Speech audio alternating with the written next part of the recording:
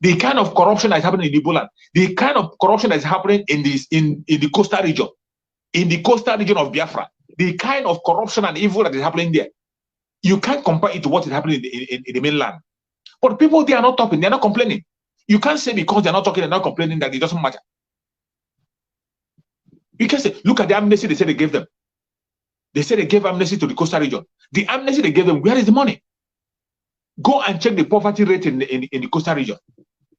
The main place where they drink that oil, if that oil is being drilled from the mainland, where the 5 states of the Igbos, the 5 states where Igbos are settled down, the 5 eastern states, if those oil is being drilled from the 5 states of the southeast, that 5 states, you dare not do what you are doing in the coastal region. You can't do it in southeast. No matter who you are, you cannot do it. The federal government cannot do what they are doing. They can't do it. And that is why they are very careful in refining the oil that we have in those 5 states. Each of that 5 states have oil in large quantity. They have oil, but they are scared of mining the oil because they know that if they misuse the money or they abuse the money, that the people in that area cannot be silent and watch them do it. But the kind of corruption that is happening in the coastal region, in the south, it is unimaginable. It is unimaginable. Go to that side and see. A place that's supposed to be the richest part of the country. It's supposed to be the most beautiful and the most civilized and the most beautiful area. Go and see it. People are still living on top of water. People are still living on top of water. The Niger Data Fund or whatever they say they gave them, go and check the account they made. Billions got missing. Individuals pocket the money. They pocket the money. When the federal government gives the money, people just come out and share the money. In broad daylight, they will share the money and nobody talks.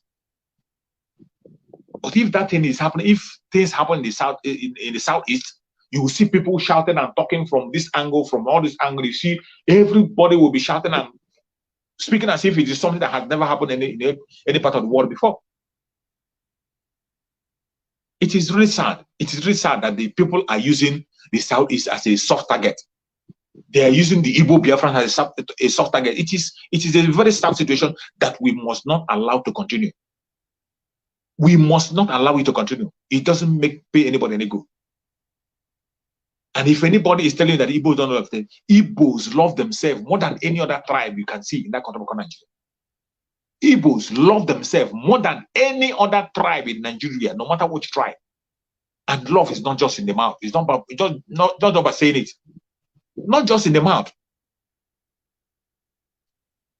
If you go and check in Igbo land, 95% of people who are successful in Igbo land today are sponsored by Igbos themselves. They are helped by Igbos themselves. They are sponsored by Igbos themselves. Many people who are successful businessmen today are sponsored by Igbos themselves. They are relative. It is the Igbos that started the issue of community, building themselves, community coming together to go and raise one person, sponsor one person for education, sponsor one person for education, sponsor one person for business. It is them that started it. It is them that started forming the town union. There is no state you go, no village, no area you go where you don't see town union, where you don't see Igbos coming together as one. They will come together as one. They will narrow it down up to their community. They come together as Igbo community. They come together as their state. They come together as their villages. They come together as their groups, minor groups.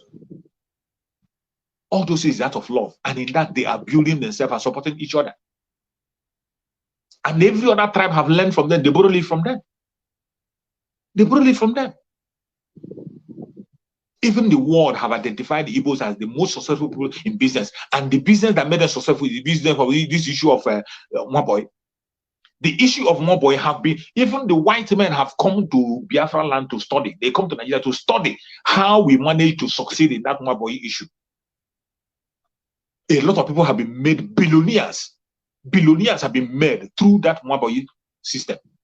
Suleiman didn't see it. He's only seen some few people who took money from their masters and go away. Those few are the only thing he's pointing out. He's not seen the billions that have been made billionaires. Something that the world themselves have come to study, approve as the major way of improving people, and as the greatest way that people have been used to improve themselves. the Igbos have the best system that is unmatchable. There is no system that can match the system that the Igbos are running. No system can match it. If you talk of love, they have extreme love for themselves. Extreme love for themselves. That is what they have for themselves. But when you see all these haters, when they want to talk, people who want to be relevant, they want to play to the tune of the caliphate. They want the caliphate to raise their hand. They are scared. All those fearful people who don't want the government to come after them, they always know that the Igbo Biafrans are the soft targets. Once you speak against the Igbo Biafrans, the federal government will always come to you. They will always give you a contract. They will always look at you as somebody who is trying to press down those who want to stand on their own. We must not allow this false information to continue. We must not allow it. No matter how they try to push it, we must continue to push it down. Mazen Nandi kind of have done a great job. He has done a great job to bring Igbo to a different level. He has brought the Igbo problem to a different level. We are no longer what we used to be before. Initially, it was something when initially people begin to be ashamed to even identify themselves as Igbos. You see Igbos being ashamed to call themselves Igbos. You see Igbos changing their names, using 2 English names. You see Igbos being ashamed to even speak their language, let alone identify themselves as Biafrans. But Mazen Nandi came to break that barrier. Break that barrier. They said Igbos are easily bought. Igbos love money, Igbos love money. Mazen Nandi today, they are holding him. No kind of money that have not been given to him. He refused it. Is he not an Igbo man? Is he not an Igbo man? Can anybody in any tribe in that country, can anybody in any tribe in Nigeria reject the money that Mazen Nandi have rejected? Can anybody reject the money that Mazen Nandi have rejected? Mazen Nandi is he not an Igbo man? Is he not an Igbo man? Which tribe is he? Which tribe is he? The only thing I see there is, to him much is given, much is expected. The whole indigenous tribe are expecting much for us, much from Igbo people. And that is why Igbos have to wake up and continue to raise the standard. We have raised the bar. Every other indigenous tribe are looking upon us. That is why they continue to bounce on us. In any little things, they begin to talk about us. That will show you that we are the salt of the earth. We are the salt in that area. And we must not lose our taste. We must not lose our test. We must have to maintain that standard.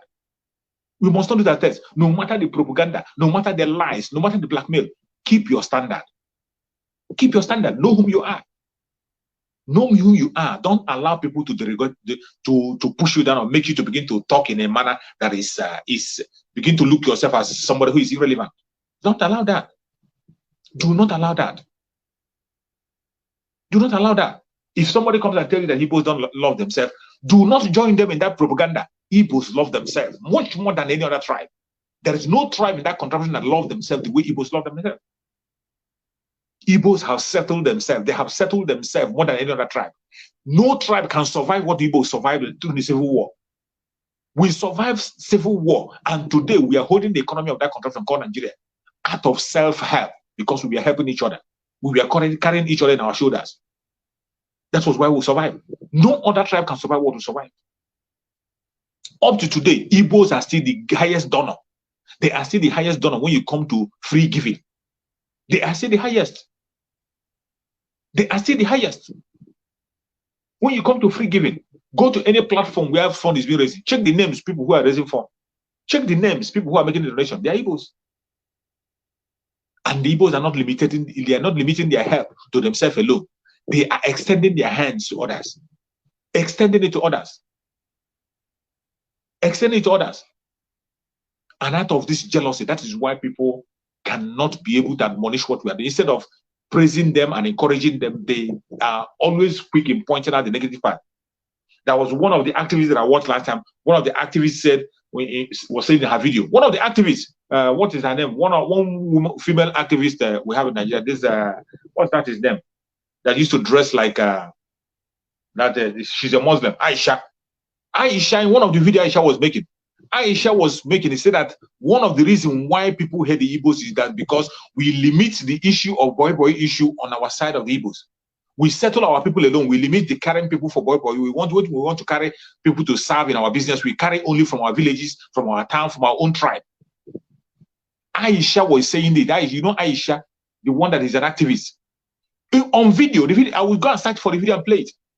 She was giving that as a reason why people are hating the Igbos. That because we are bent on hurting ourselves alone. When we want to bring people to serve, we bring Igbos to serve Igbos alone. We go to the village and people to serve us. That we don't include other people. That we should start including other people to bring other people to serve.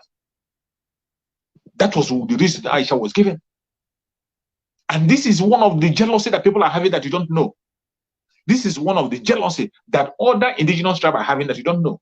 That we only take people from our side to put them in our businesses. They settle them after a long time and they start their own. But these people who want you to put them, can they be able to endure what we are enduring?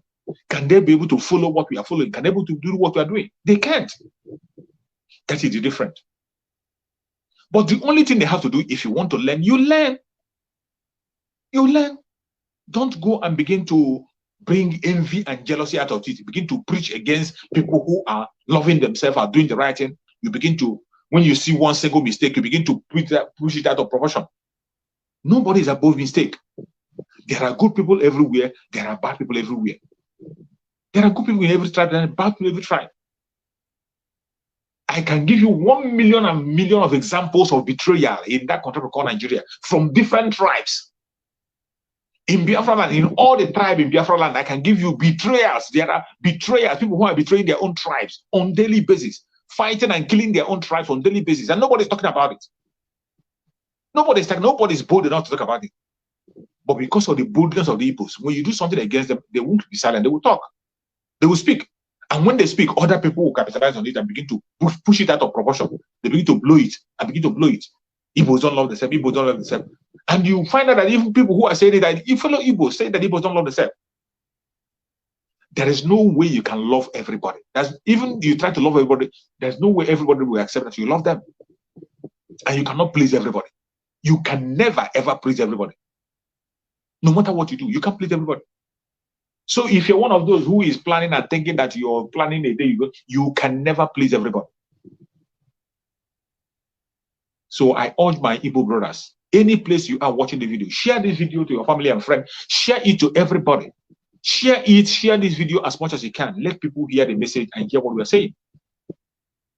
Let people hear it, that Igbos love themselves more than any other tribe in the country called Nigeria.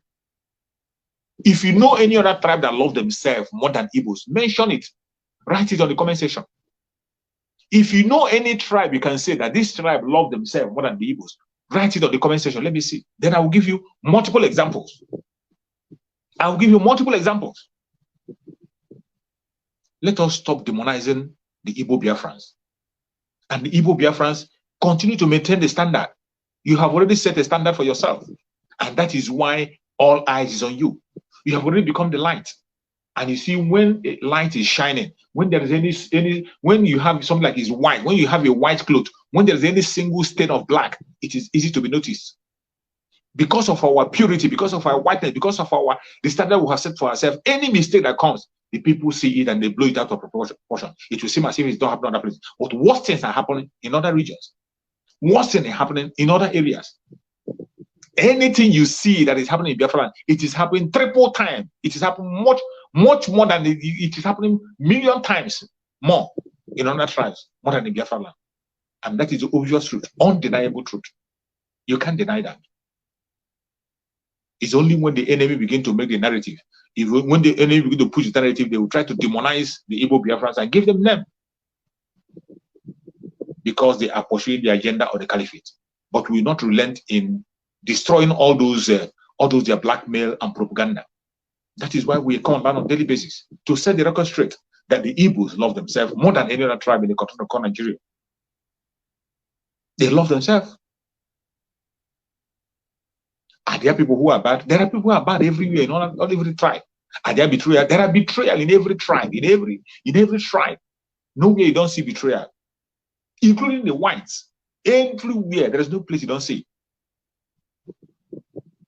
Even in the struggle that we are in now, in the struggle for Biafra that we are in now, in other struggles all over the world, in other freedom fighting all over the world, there have always been different groups with different ideology.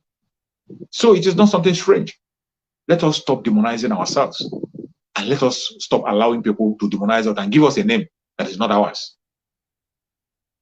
May Chukwu Okike Abiama guide and protect every single person that have watched this video from the beginning to the end. Please share the video in your platform, share to family and friends, share to everybody around you. Let them watch and see with us the situation of things in that contraption called Nigeria. We must not allow people to demonize us. We are Biafrans. Today we talked about the Igbo Biafrans. But the Igbo Biafrans, in extension, we are talking about our brothers in the coastal region. Remember what Mazen Nanekano used to say. Every one of us, we are Igbos. You can take it, you can leave it. We have the same blood running in our vein. We are from the same ancestral parents. In as much as you have a different tongue, even in that your tongue you are speaking, you will see an atom of Igbo in the language you speak. Anybody in that old southeastern region, the present south and the southeast with the lower Benue, go and listen to them carefully. No matter the tribe, no matter the tongue you are speaking, you will hear one or two languages of yours in what they say. That shows you that we are one family, we are one people. Let us stop demonizing each other. Let us stop demonizing each other. Self-preservation. Let us preserve ourselves. Whichever tribe you are, preserve yourself. Preserve yourself. When we are talking about preservation now, we talk about self-preservation on the Biafran side. If you're Biafra, a Biafran from the old southeastern region, continue to think about the preservation of Biafra land. What are you going to do to make sure that Biafra comes for us to have dignity, have unity, have love among ourselves? That is what you have to be thinking about. May Chukwu Okike Abiama guide and protect every Biafran, guide and protect every Ududua, guide and protect every Medubetan. Any place you are watching the video from, I say may Chukwu Okike Abiama guide and protect you. Thank you so much for joining me. And may Chukwu Okike Abiama guide and protect our supreme Damas in Nandekano. Secure him, protect him, give him good health, and strengthen him wherever he is. Thank you so much for watching. And remember, see you tomorrow by the grace of Chukwu Okike Abiama. Thank you so much. Bye-bye. Are yet to wake up from your slumber or your sleep and get the point that we are exiting Nigeria. Exiting Nigeria is not going to come from the platter of golden plate. You have to sacrifice for it. And we are ready to sacrifice everything, including you, if you come and stand on the way of freedom. So you need to know how serious we are. We are damn serious. Some of you are not getting it. You think we are here to build political movement? We are here for freedom. Freedom comes with price. Okay? The only thing you can do is to comment on social media. Don't ever stand on the way of Biafra freedom. We crush you. Their interest is suppressed. Biafra is the key. Once they can hold Biafra down, they can hold the whole of Africa down. Hey, freedom fighting, sorry. Because all these people are criminals, they are saying there is no way this man cannot be a criminal like themselves. They don't have a different breed altogether. They don't know that. I am Nnamdi Kanu. I don't do all this nonsense you do. My father was a very rich man, not ostentatious. I had the finest education that his money could afford. We are not poor. Have never been. That is why a poor man cannot be a freedom fighter. If you're not full of yourself, you cannot be a freedom fighter. You go everywhere. We must continue.